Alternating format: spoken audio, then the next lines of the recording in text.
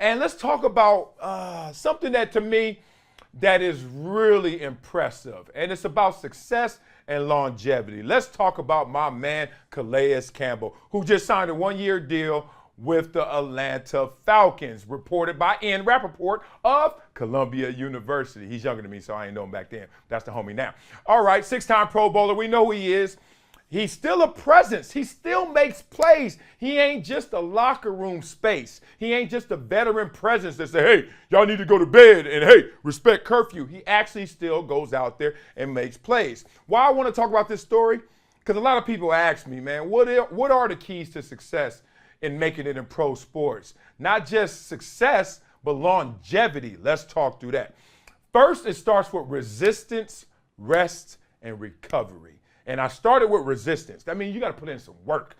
Work out, the gym. You got to put in some work. On the track, put in some work. You got to do all the specialized training for your position. And you always have to train based off of what the actual effort is. Don't train to just get a base. Train specifically for what you have to do and exaggerate, go to the extremes of that training. So therefore, when you're out there, it's going to be within your comfort zone. But you got to put in the work. Then you got to rest. You got to recover. That's the part most people forget. They only work, and they forget about the recovery. Without the recovery, you don't get stronger. You break your body down when you work hard, when you resist, train. When you need to recover, you need to rest. And that's how you get bigger, faster, stronger. Diet, obviously, you can't just eat anything. Now, different strokes for different folks. Some cats could pound some liquor, hit a black on you, and then some Cheetos, and still have a six-pack and still ball out. But those are the exceptions to the rule. You are what you eat, as they say, especially in pro sports. Last thing is pre-hab. I didn't say rehab. I know what I said. Pre-hab. Like before you get hurt. Make sure you're doing exercises, especially with your smaller muscle groups, to make sure, or at least give you the best chance that you won't get injured, right? A lot of guys wait till they get hurt, and then all of a sudden, oh, what should I do? Well, there are some exercises that give you the best opportunity and chances to not get hurt. Make sure you do all those little ones. Usually those are the ones we say that they do in yoga class, Pilates class, what the ladies do in those Lululemon and Aloe pants. That's the stuff you got to do before you get hurt, or you're going to get hurt. Now, let's get a little technical about it.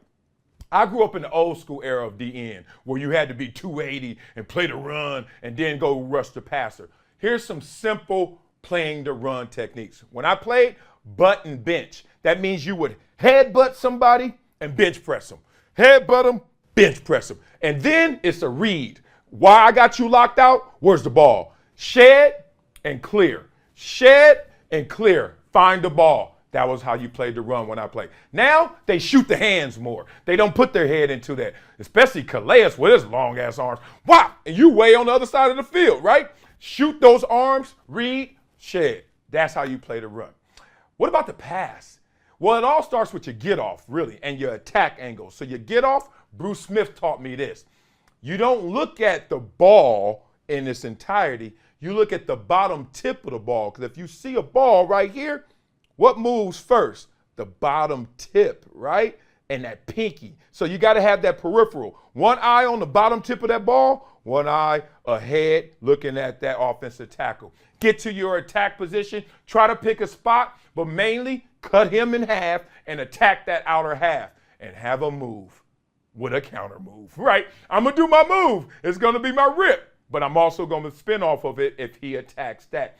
Next thing you know, all pass rush moves are won in leverage up top by getting the hands and wrists, and down low when you clear those hips. So you got to become a dancer. You got to be like Bruce Smith and those guys. You got to be able to turn your hips 90 degrees while you're still attacking them straight up. Crazy, right?